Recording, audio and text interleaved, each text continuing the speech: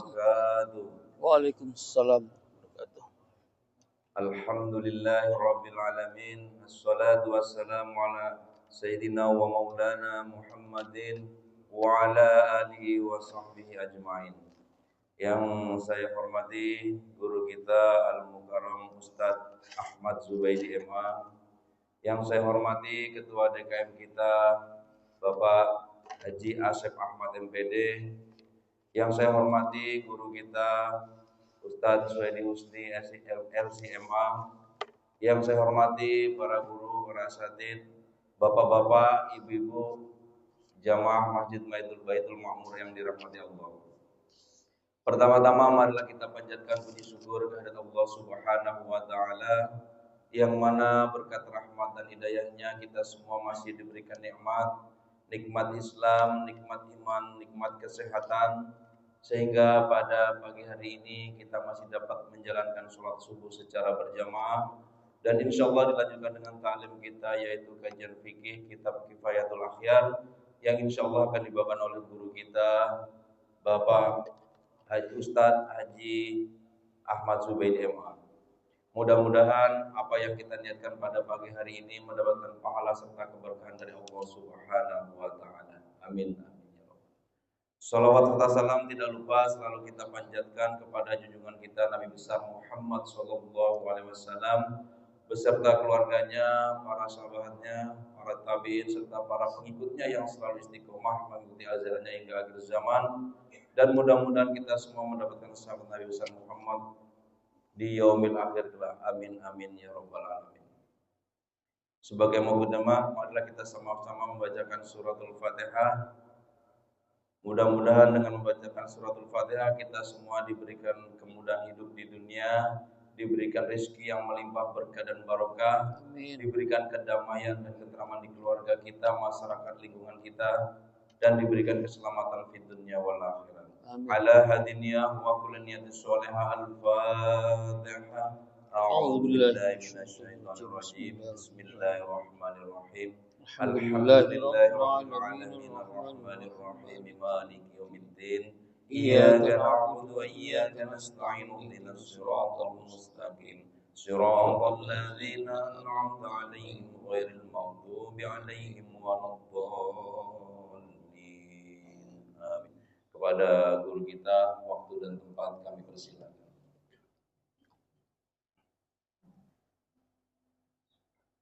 Bismillahirrahmanirrahim. Assalamualaikum warahmatullahi wabarakatuh. Waalaikumsalam warahmatullahi wabarakatuh. Bismillah, alhamdulillah, wassalatu wassalamu ala rasulillah Muhammad ibn Abdullah wa ala alihi wa sahbihi wa mawalah, amma ba'd. Hadratul muhtaramin jamaah Masjid Baitul Ma'mur yang insya Allah senantiasa dirahmati oleh Allah Subhanahu wa taala. Amin. Dan yang saya hormati seluruh jajaran DKM dan para guru sekalian, para asatidz yang insya Allah juga senantiasa dirahmati oleh Allah Subhanahu wa taala. Alhamdulillah kita berjumpa lagi setelah kita melaksanakan ibadah saum Ramadan dan juga Syawal. Kini kita sudah berada di bulan Zulqa'dah, bulan yang juga disebut sebagai bulan haram. Bulan haram itu bulan yang mulia, bulan yang dimuliakan oleh Allah Subhanahu wa taala, dan sangat-sangat dianjurkan pada bulan-bulan haram ini kita memperbanyak amal ibadah kita kepada Allah Subhanahu wa taala.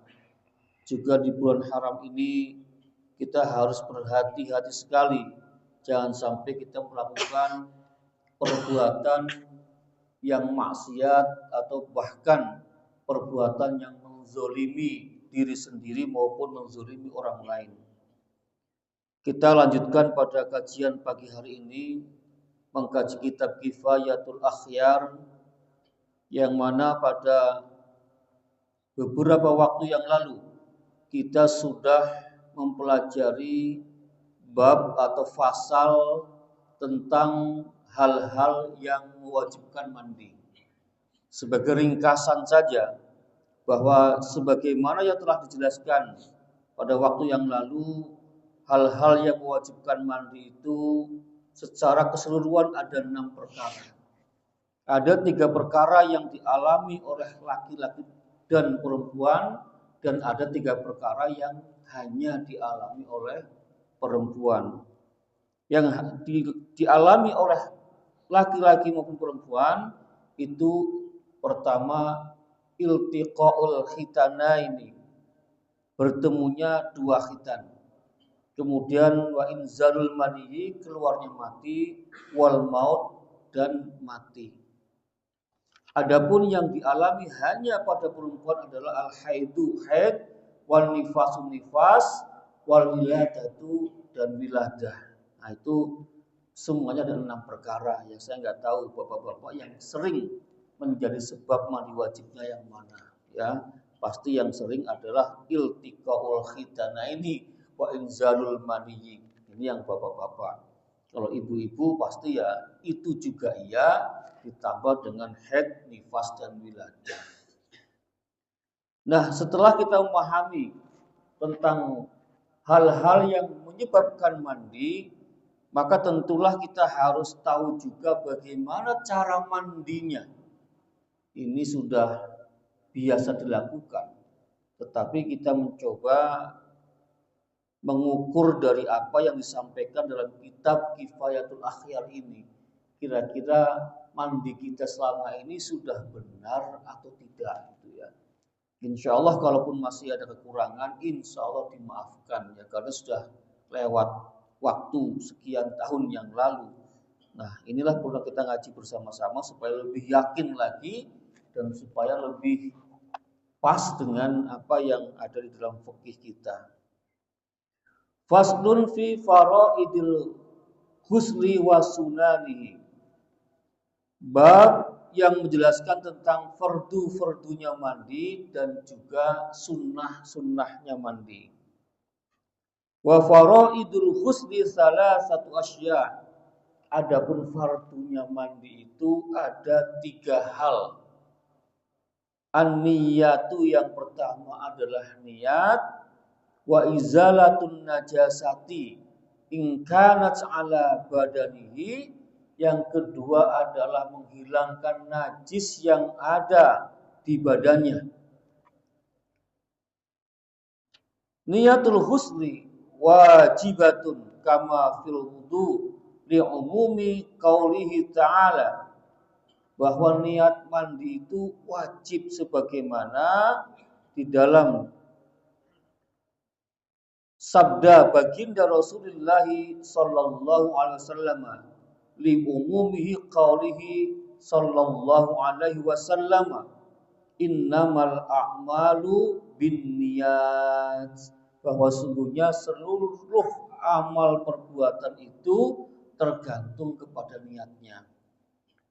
Jadi tidak benar kalau ada yang mengatakan ya mandi saja, sudah pasti kalau hatinya sudah ada niat untuk mandi wajib, ya itu mandi wajib. Tidak demikian, kita harus mengarahkan ya dalam hati kita itu betul-betul diniatkan dengan ta'yinun niyah, menentukan niat mandi kita itu mandi apa. Ya tidak sekedar hanya berpositif thinking dong. Tadi kan saya baru iltiqaul khitanain, baru inzalul mani. Pasti mandi saya ini mandi karena itu. Oh, enggak begitu. Dalam ibadah itu wajib hukumnya kita niat berkenaan dengan ibadah yang kita lakukan, termasuk mandi wajibnya itu. Karena baginda Rasulullah sallallahu alaihi wasallam telah bersabda, innamal a'malu binniyat, seluruh amal perbuatan itu tergantung pada niatnya. Biarpun Bapak Ibu mandi ya dengan air yang sangat banyak, bahkan mungkin sampai mandi di kolam tenggelam gitu ya, kalau tidak diniatkan untuk mandi wajib ataupun mandi sunnah, yaitu hanya menjadi mandi biasa saja. Ya, termasuk perbuatan wudhu. Walaupun kita melakukan perbuatan wudhu dengan melakukan rukun-rukunnya, kalau tidak diniati dengan niat wudhu, ya tidak menjadi wudhu. Ya, karena semua amal perbuatan tergantung kepada niatnya. Wa mahallun niyati awwala juz'in maghsulin minal badan. Adapun tempat niat itu adalah pada pertama kali kita mencuci ya atau menyiram air pada bagian badan kita. Ya, siraman yang pertama sambil menyiram yang pertama itulah kita niat dalam hati nawaitul ghusla ya li raf'il hadatsil akbari lillahi ta'ala. Jadi kita niat pada saat mengguyur yang pertama atau pada saat kalau pakai shower ya pada saat guyuran yang pertama ya. Bagusnya sih kepala dulu. Tapi saran saya sebelum mengguyur kepala kita ada pemanasan boleh Pak. Bukan pemanasan, pendinginan. Badan kita dulu dinginin gitu ya. Ya itu belum niat. Hanya sekedar untuk mengkondisikan supaya suhu tubuhnya sama gitu. Karena kepala ini kalau diguyur langsung Pak dan suhu tubuh kita masih belum dingin itu agak bahaya. Katanya bisa pingsan. Jadi masuk kamar mandi kita mandi langsung guyur kepala sementara kita masih panas badannya itu ibarat mesin seperti mesin yang panas disiram air. Ya, itu bahaya. Nah, karena itu walaupun dalam fikih ini tidak ditentukan bagian mana dulu, ya sebenarnya boleh-boleh saja dari bagian mana langsung nawaitul ghusla. Ya, tapi dulu waktu saya ngaji dengan kiai saya disarankan ya nawaitunya itu dimulai dari ketika membasuh kepala ya sambil guyur kepala nawaitul ghusla li raf'il hadasil akbari lillahi ta'ala. Apal enggak Pak niat mandi wajibnya Pak? Insyaallah. Jangan-jangan mandi wajib tiap berapa hari sekali Pak? Masih 2 kali sehari atau 3 hari sekali atau seminggu sekali? Ya tergantung ya. Umur tidak menentukan Pak. Ya, umur enggak menentukan. Ada yang makin tua mandi wajibnya makin sering ada Pak. Ya, ada yang masih muda tapi jarang juga ada. Jadi umur gak menentukan. Tapi biasanya kalau ustadz itu semakin tua semakin sering mandi wajib Pak. Itu ustadz, yang lain ustadz saya nggak tahu. Wa kaifiyatuha ayyan riyal junuba raf'al jinabati. Jadi caranya itu adalah dengan niat untuk menghilangkan junub ya, yaitu menghilangkan jinabahnya itu, raf al hadasil akbar atau untuk menghilangkan hadas besar anjamiil badani dari seluruh badan. Jadi ayyan riyal junubu raf al jinabati. Jadi maksudnya adalah orang yang junub itu berniat untuk menghilangkan jinabah atau menghilangkan hadas besar dari badannya. Nah, jadi ini perlu dan wajib untuk niat seperti itu menghilangkan hadas besar dari badannya itu. Jadi kalau nawaitul ghusla li raf'il hadasil akbar itu sudah sangat umum, Pak. Artinya apapun penyebab daripada jinabah kita sudah tercover di situ. Apakah karena khurujil maniyyi sudah tercover dengan raf'al hadasil akbar gitu ya. Jadi itu niat yang sangat umum itu. Walau nawa raf'al hadasi walam yata'arrad lil jinabati wala ghairiha sahha ghusluhu ala as-sahih. Andai kata ada orang yang dalam niat mandinya itu hanya niat saya, niat mandi hanya untuk menghilangkan hadas karena Allah Subhanahu wa taala, itu dianggap betul, tetap sah. Nawaitul husla li raf'il hadasi lillahi ta'ala atau fardhu lillahi ta'ala. Itu dianggap sah karena dia mengatakan hadas. Hadas itu umum, ada yang kecil, ada yang besar. Tapi tentu yang lebih baik ditakyin, ditentukan nawaitul husla li raf'il hadasil akbar. Itu yang terbaik seperti itu. Li'annal hadasa ibaratun anil mani' minas shalah wa ghairiha ala ayyi wajhin furido wa qad nawahu. Li'annal hadasa, karena sesungguhnya hadas itu ibaratun anil mani' minas shalah. Hadas itu merupakan mani', pencegah keabsahan daripada sholat wa ghariha dan yang lainnya. Kan bukan cuma sholat yang orang beribadah itu wajib dalam keadaan suci dari hadas kecil maupun hadas besar, juga dari najis, yaitu sholat, tawaf, ya, orang baca Quran bagi sebagian mazhab, ya, atau pegang Quran itu wajib dalam keadaan berwudu. Ya, membaca Quran dalam arti memegang, Pak. Kalau baca cinta, ya. Kalau memegang Quran bagi sebagian mazhab itu diwajibkan dalam keadaan tidak berhadas.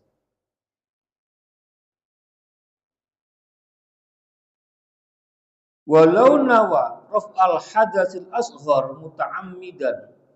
Kalau ada orang yang dia itu berhadas besar, dia itu berjunub atau dia itu haid, lalu nawaitu dalam mandinya itu dengan liraf'il hadasil asghari muta'ammidan, dengan sengaja, maka apa? Tidak sah, ya, lam yasih. Kenapa? Litala ubihi, karena dianggap main-main, dianggap enggak serius. Ini perkara ibadah, jangan main-main. Terkecuali kalau karena lupa dan kita tidak berasa, ya, mau mandi tiba-tiba nawaitul husla dirabul hadasil asghari, tapi kita tidak merasakan itu, insya Allah diampuni, insya Allah, ya. Yang tahu kan hanya Allah, gitu kan. Ya, ternyata setelah beberapa hari kita baru ingat, sepertinya pada waktu itu saya mandinya dirabul hadasil asghari, tapi tidak muta'ammidan, ya, tidak disengaja, maka insya Allah itu diampuni. Wa in ghalata fa dhanna anna hadatsu asghar lam turtafa'al jinabata an ghir a'dha'il wudu. Andai kata seseorang salah sangka, ya, anna hadatsahu asghar lam turtafa'al jinabah an ghir a'dha'il wudu, ya, di mana dia kemudian merasa bahwa hadasnya itu hadas kecil, sehingga dalam pelaksanaannya itu dia tidak merasa sah, ya, tentang anggota-anggota wudunya itu. Maksudnya begini, dia itu hadasnya kecil, ya. Tentu dengan hadas kecil itu tidak akan mengangkat jinabah, ya.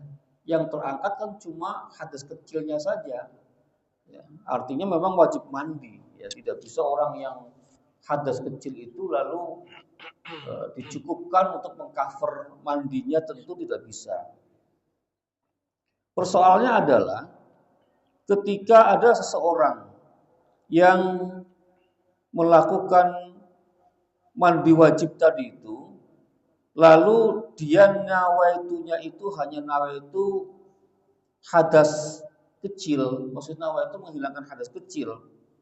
Wa fi a'dha'il wudu wajhani, itu bagaimana, apakah pada anggota wudunya itu kepake apa tidak. Ar-rajih turtafa'u 'anil wajhi wal yadaini wal rijlain. Ya, bisa kepake dalam membasuh muka, kedua tangan dan kedua kaki. Li'anna ghusla hadzal a'dha wajibun fil hadatsaini. Karena memang mencuci bagian-bagian ini adalah wajib di dalam dua hadas itu, baik hadas kecil maupun hadas besar. Jadi kita nawaitul ghusla li raf'il hadasil asghari fardhu lillahi ta'ala, padahal mandinya mandi wajib. Lalu apakah membasuh muka, tangan dan kedua kakinya itu kepake apa tidak gitu ya? Itu bisa kepake, ya bisa kepake. Namun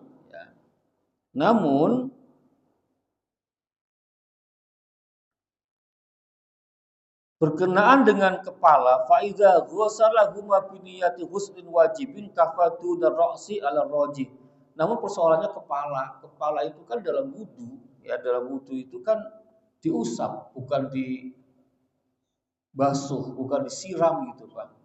Jadi ingat bahwa kepala itu dalam wudu diusap, ya tidak disiram. Bapak kalau wudu umpamanya dengan disiram itu oleh para ulama dianggap belum sesuai perintah Al-Quran maupun perintah baginda Rasul, sehingga dianggap tidak cukup gitu. Artinya wudunya terkait kepalanya masih masalah gitu. Jadi jangan kemudian, Pak kalau saya mandi ya dengan niat raf'ul hadasil asghar itu apakah wudunya itu kepake? Ternyata kalau mau dirinci ya di pada bagian tangan, bagian muka, bagian kaki it's okay.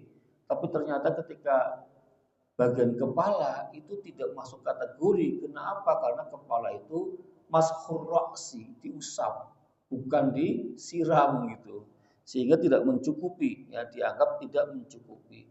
Jadi kalaupun kita sudah mandi wajib dari nawaitunya mandi kecil, raf'il hadasil asghar gitu ya, itu wudunya pun belum kepake gitu. Ya karena tadi pada bagian kepala yang semestinya diusap, ya diusap kita menyiram, itu dianggap tidak mencukupi sebagai wudu. Di samping tentu kan urutannya juga kan tidak tepat ya. Maksudnya dalam wudu itu kan ada urutan, ada tartibnya ya, apa dulu. Ya sedangkan dalam mandi kan disiram secara keseluruhan ya bersama-sama. Jadi intinya bahwa berkenaan dengan wudhunya pun tidak bisa diterima ya karena salah prosedur kira-kira begitu.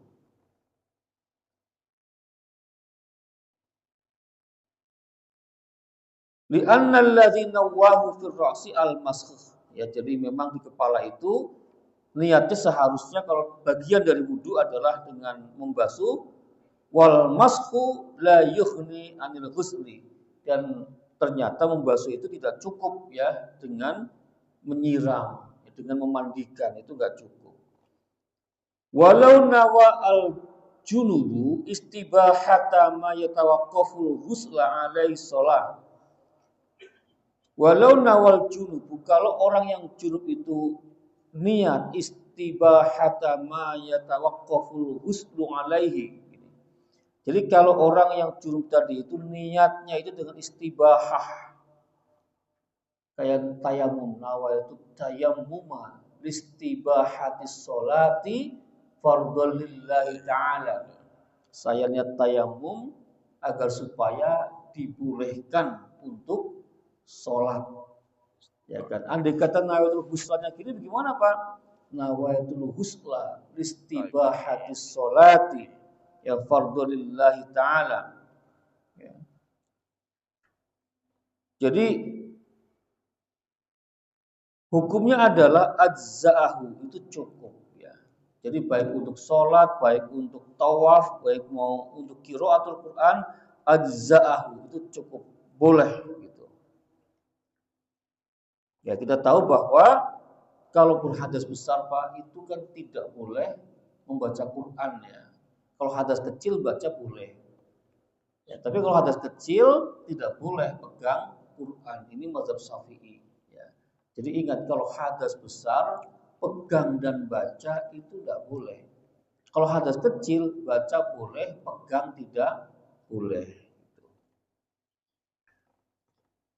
Wa inna wa ma yastahibbu lahu ka husnul jum'ati wa nahwihi lam yajuzhu.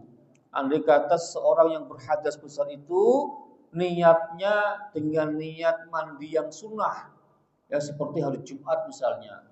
Ini kan kalau hari Jumat, malam Jumatnya ya biasanya kita melaksanakan sunnah, ya sunnah dengan penuh semangat gitu ya. Dia lupa, ya seharusnya kalau malam Jumat sunnah, malam yang lain kan wajib gitu ya.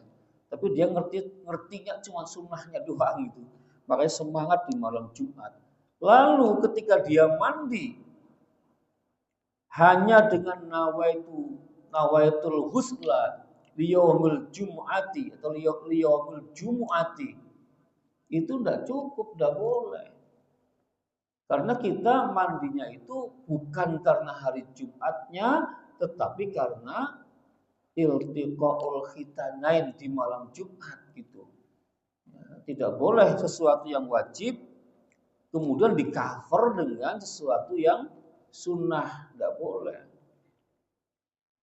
Malamnya ini Idul Fitri misalnya, malamnya kita iltiqaul khitanain, ya kemudian mandinya nawaitul husla li huduri sholatil Idul Fitri misalnya, nggak sah juga, nggak boleh. Ya pokoknya kalau mandi wajib ya sudah, ya kita harus meniatkan dengan niat mandi wajib, nawaitul husla li rabbil hajjil akbari fardhu lillahi ta'ala. Kalau itu dilakukan di hari Jumat, insya Allah sudah mengcover mandi sunnahnya di hari Jumat, ya kan? Kan nanti di depan kita akan bicara soal mandi-mandi yang disunahkan, di antaranya mandi hari Jumat.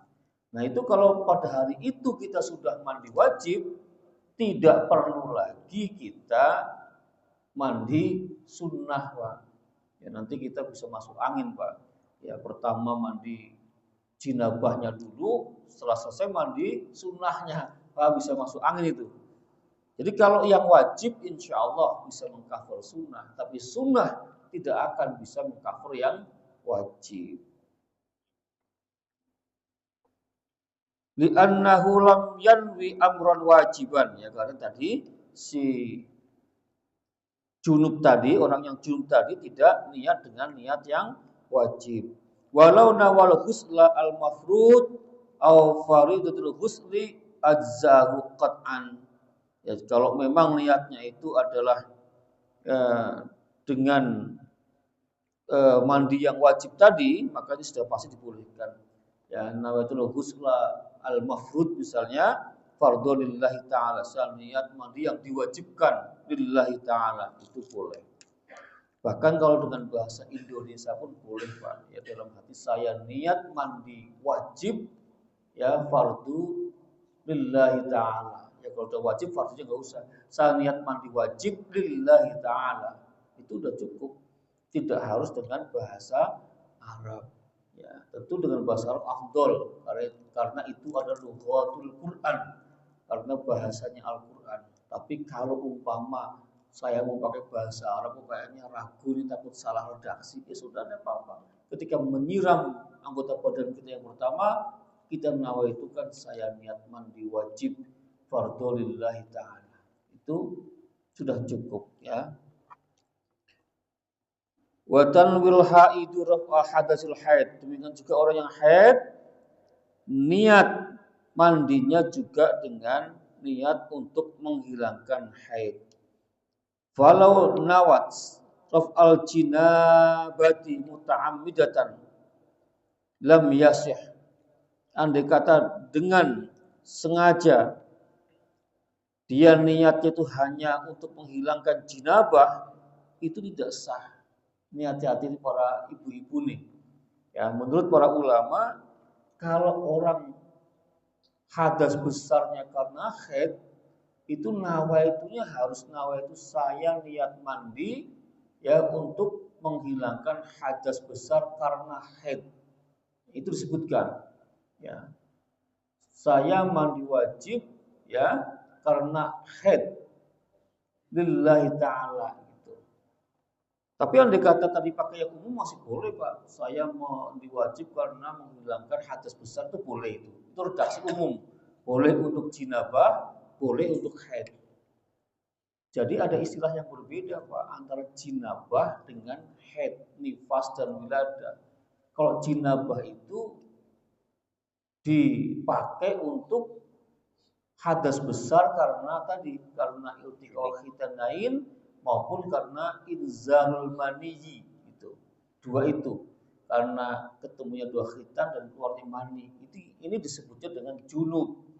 Ya, disebut dengan junub. Tapi kalau orang haid itu dalam fikih mereka tidak dikategorikan sebagai orang yang junub. Ya orang yang haid itu, orang yang nifas, orang yang wiladah gitu. Nah, makanya niatnya pun spesial atau khusus ya. Li raf'il hadatsil akbari bisa lil haidi karena haid. Ya, atau kalau sudah akbar enggak apa-apa. Nawaitul husna li raf'il haid akbari fardhu ta'ala cukup. Yang penting tidak boleh hanya nawaitul husna li raf'il jinabati. Nah, itu enggak boleh. Karena dia enggak junub. Dia berhadas besar karena haid gitu. Nih hati-hati Ibu sekalian agar jangan sampai salah dalam niat. Kama launa wal junubu raf'al haidi, sebagaimana kalau orang yang junub dalam mandinya itu untuk menghilangkan haid itu tidak diperkenankan. Nah, tentu kalau perempuan ini ya, kalau laki-laki nggak mungkin ya niat untuk menghilangkan haid nggak mungkin. Nah, jadi kalau perempuan umpamanya dia junub atau jinabah, maka nawaitunya pun ya kalau junub karena junub, kalau haid karena haid gitu. Tidak boleh dibalik-balik. Ya enggak boleh karena haid lalu niatnya junub, atau junub menghilangkan hadas besarnya karena haid, tidak diperkenankan. Wa in khalatat soha ghusluha, tapi kalau memang karena lupa, karena tidak disadari itu ya tidak apa-apa. Saking seringnya haid ya, lalu ketika mandi wajib dia niatnya nawaitul husla liraful hadasil haidi ya fardhu lillahi ta'ala. Jangan lupa begitu ya, tidak apa-apa. Kalau wa in khalatat ya, atau dia junub tapi niatnya niat karena haid. Kalau karena lupa tidak apa-apa. Yang boleh, yang tidak boleh itu kalau karena disengaja. Wa tanwin nufasa'u rafa hadasin nifas. Demikian juga orang yang nifas juga nawaitunya untuk menghilangkan hadasnya nifas. Falau nawat rafa hadasil haidi, lalu bagaimana kalau seorang yang nifas itu nawaitunya untuk menghilangkan hadasnya haid? Qala Ibnu Rif'ah la yasihhu, itu tidak sah. Wa qala al-Isna'i yang bagi ayyasihha, tapi ada juga ulama yang mengatakan sah. Ya, kalau menurut Ibnu Rif'ah tidak sah. Ya, artinya ketika ada dua pendapat yang satu mengatakan sah, satu mengatakan tidak, lebih baik kita al-khuruj minal khilaf. Kita keluar dari perbedaan pendapat itu. Artinya apa? Mendingan ya sesuai dengan ketentuannya, ya haid. Nah, itu untuk menghilangkan hadasnya haid. Nifas ya mandinya karena untuk menghilangkan hadasnya nifas dan seterusnya. Itu lebih aman. Wa'lam anna taqdima izalatin najasati syartun li sihhatil husli. Ingatlah bahwa mendahulukan menghilangkan najis itu merupakan syarat sahnya mandi. Ini bapak-bapak harus teliti nih ya. Mungkin kita punya anak kecil misalnya ya. Kita juga malamnya sudah junub, lalu badan kita terkena pipis dari anak kita. Itu wajib hukumnya pipisnya itu, atau yang terkena pipisnya itu mesti dibersihkan terlebih dahulu. Falau kana ala badani najasatun fa ghusala badanahu bi niyati raf'il hadas wa izalatin najas wa izalatin najsi atau wa izalatin najasi toharo alin najis. Jadi andai kata falau kana, kalau di badannya itu ada najis, kemudian dia menghilangkan najis di badannya itu dengan niat menghilangkan hadas, maka yang berhasil hanya suci dari najis. Hadasnya belum. Tadi ada pipis di badan kita. Ya. Lalu kita langsung nawaitul ghusla irafil hadasil akbari fardholillahi ta'ala. Ternyata Pak, menurut ulama ini ya, menurut pengarang kitab Kifayatul Akhyar, ternyata mandi menghilangkan hadasnya belum sah. Itu baru berhasil untuk menghilangkan najisnya saja.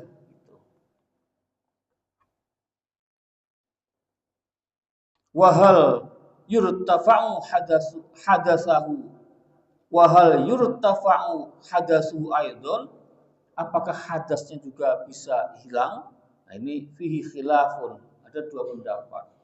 Ketika kasus tadi seseorang itu punya najis ya, tapi dia langsung nawaitul ghusla wal hadasil akbari, ya, pendapat yang pertama tadi cuma hilang najisnya doang gitu.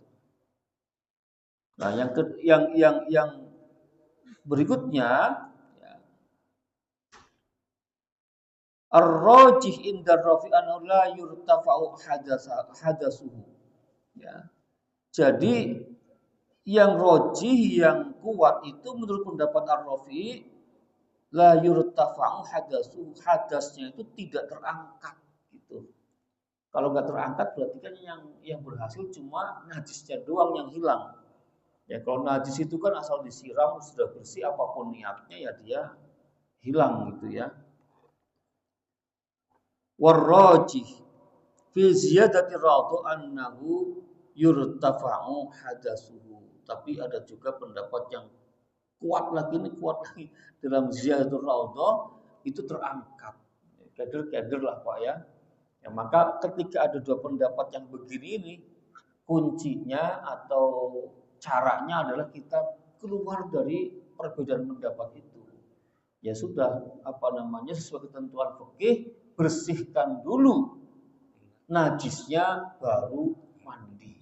Itu aja Pak. Jadi kita nggak ragu-ragu, nggak usah, oh menurut Imam Anu boleh gini. Ya, bingung kita. Udah pokoknya kembali ke standarnya.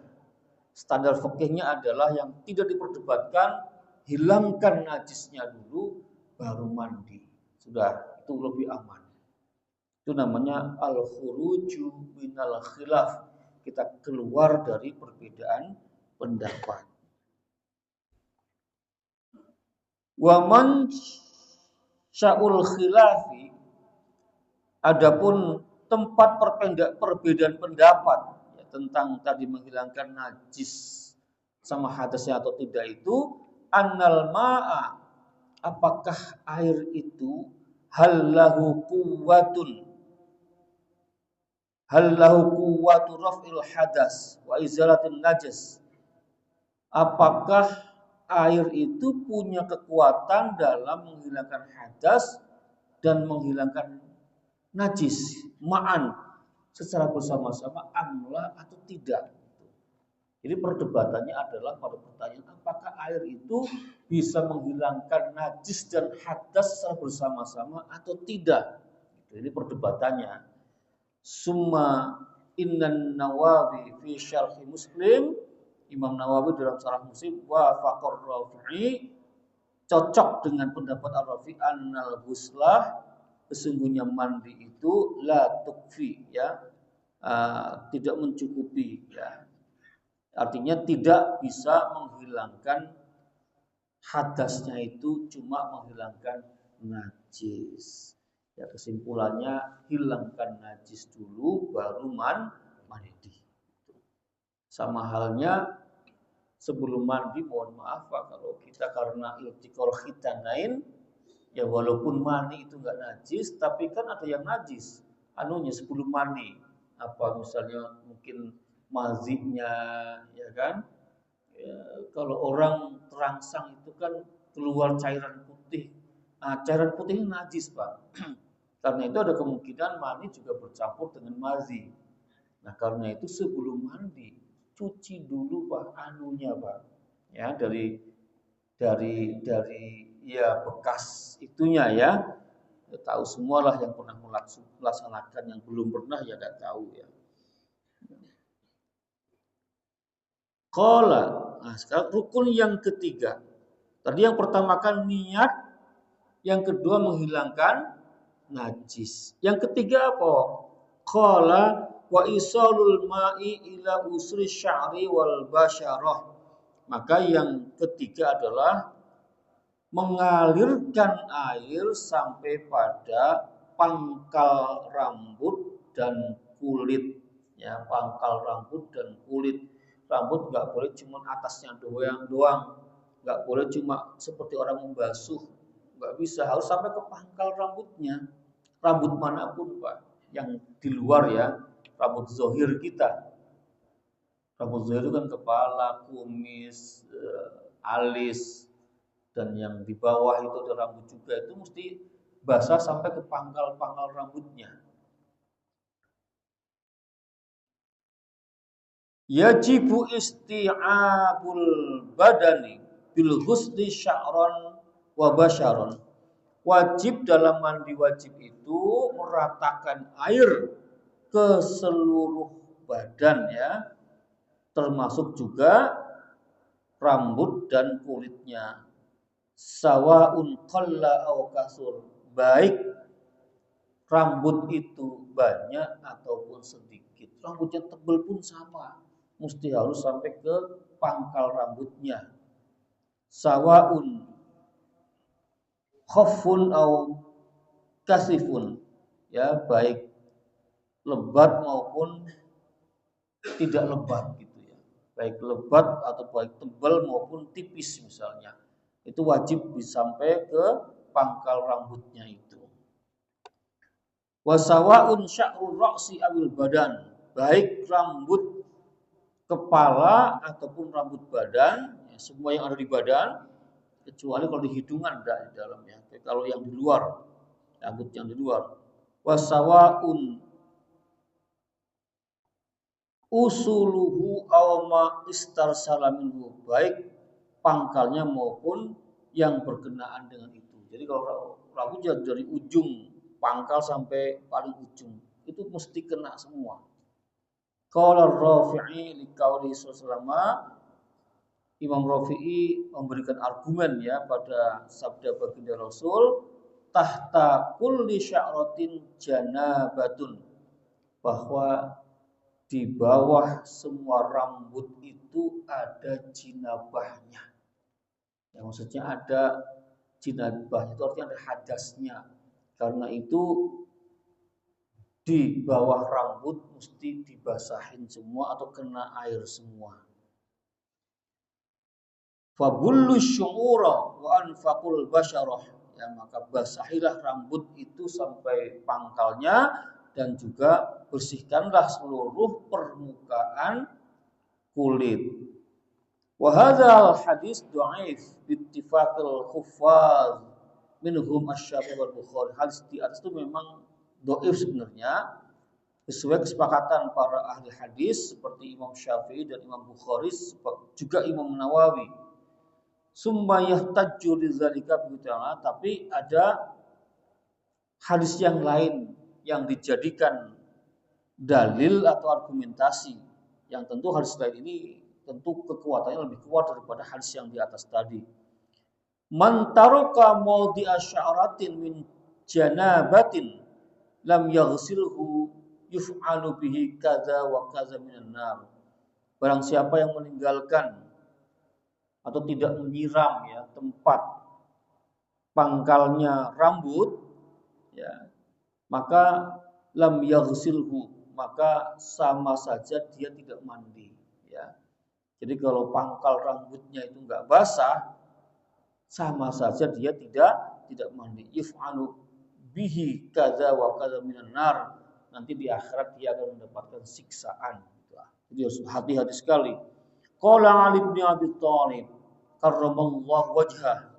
Ali bin Abi Thalib karramallahu wajhah berkata, "Famin thamma adaitu sya'ra ra'si."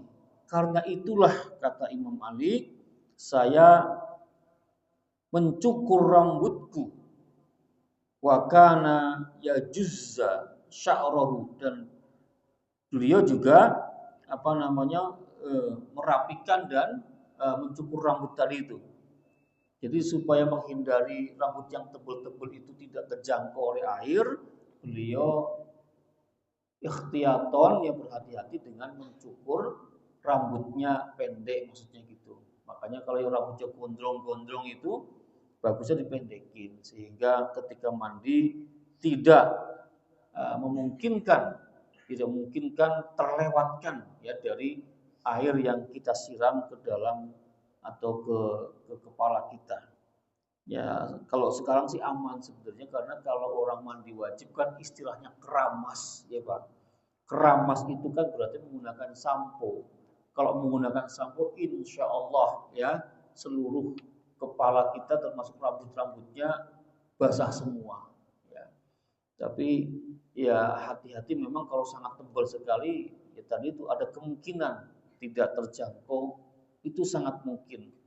Ya karena itu memang tidak disarankan rambut kita terlalu gondrong dan terlalu tebal, khawatirnya seperti itu. Baik, Bapak dan Ibu sekalian, kiranya itu yang bisa saya sampaikan pada pagi hari ini. Mudah-mudahan bermanfaat untuk kita semua dan mudah-mudahan kita bisa memahaminya sehingga insya Allah dalam praktek mandi kita sesuai dengan tuntunan sunnah dari baginda Rasulullah Sallallahu Alaihi Wasallam, dan kita sah mandinya, dan tentu ibadah-ibadah lain juga akan sah. Demikian, billahi taufiq hidayah. Assalamualaikum warahmatullahi wabarakatuh. Waalaikumsalam warahmatullahi wabarakatuh. Demikian tadi kajian kita tentang fikih tentang mandi. Bagi para jamaah yang ingin bertanya, saya isi satu pertanyaan.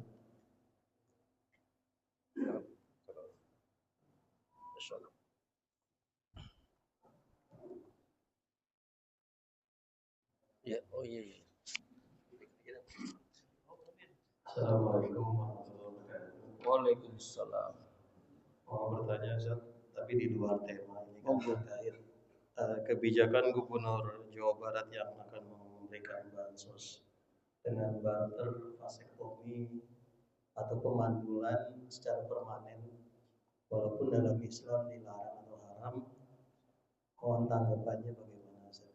Terima kasih. Ya, jelas MUI menolak itu.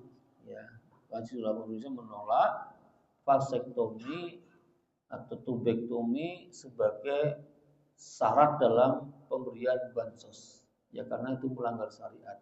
Karena dalam ketentuan MUI itu vasektomi dilakukan karena darurat, ya, darurat, bukan sebagai mekanisme yang dimudahkan gitu ya.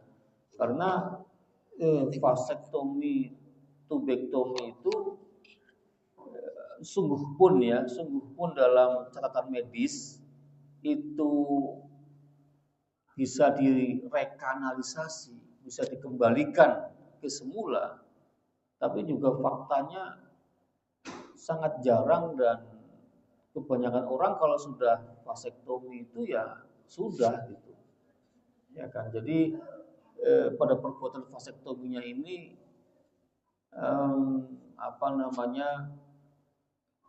ada kemungkinan orang menjadi mandul permanen gitu loh. Ya, walaupun memang tadi ada kesaksian dari dokter ahli bahwa dapat direkanalisasi gitu ya. Ya, tapi MUI sendiri tidak menyarankan vasektomi ini menjadi KB atau sistem KB yang apa namanya kalau KB, kalau pil itu namanya apa itu, sistem KB yang menjadi sistem yang utama gitu, nggak begitu ya. Itu hanya pendamping saja kalau umpamanya darurat gitu ya, memang sudah harus di yang dalam kata lain harus bukan dimandulkan ya, harus kendalikan eh, apa membuahinya itu ya bisa di vasektomi gitu ya. Tapi kalau menjadi syarat utama bansos ini yang tentu sangat mengkhawatirkan gitu ya, karena kan masif itu, semua orang mau bansos semua, masa sekian banyak orang dimandulkan semua gitu ya, kan tentu tidak tepat. Walaupun tadi dimandulkan dalam tanda kutip Pak ya, sebenarnya dalam studi kedokteran itu bisa dikembalikan dalam studi kedokteran. Tapi siapa sih orangnya Pak, mau dioperasi lagi Pak, dibuka lagi, kan susah Pak ya. Karena itu menurut saya kalau pemandulannya secara masif ini bisa berdampak negatif gitu. Jadi tidak tepat itu. Untuk yang ini beliau terlalu semangat gitu, terlalu semangat. Dan memang beliau dalam beberapa hal terlalu semangat, sehingga orang terlalu semangat itu Pak, baik bisa kejebak yang buruk gitu. Ya nggak boleh terlalu semangat tuh, nggak boleh semua harus dipikir matang, dikonsultasikan gitu kan. Ya termasuk mendidik anak-anak nakal diserahkan ke TNI itu kan juga masalah Pak. Ya masalahnya kalau orang HAM mungkin ngelihatnya dari aspek HAM, mungkin si anak ini di TNI akan digembleng dengan cara yang keras, mungkin itu. Kalau saya melihatnya jangan-jangan pulang dari situ bukan tambah soleh tapi tambah jumawa, tambah merasa sudah dididik militer, lalu dia tambah sombong, tambah nakal gitu, itu bisa jadi gitu. Ini tentu yang ini juga harus menjadi catatan bersama. Kalau mau merubah anak-anak menjadi soleh ya harusnya diwajibkan dikirim ke pesantren. Nah, dengan sistem pesantren yang lebih ketat itu monggo lah. Tapi kalau dengan cara militer ya kita tahu sendiri. Ya, jangankan dididik secara militer, Pak. Kenal dengan militer aja udah sombong, Pak. Baru kenal loh, Pak. Saya punya paman militer gitu ya. Itu kadang-kadang udah sombong itu. Ya kan baru kenal, apalagi dididik dan alumni gitu ya. Nah, ini saya lebih khawatir lagi.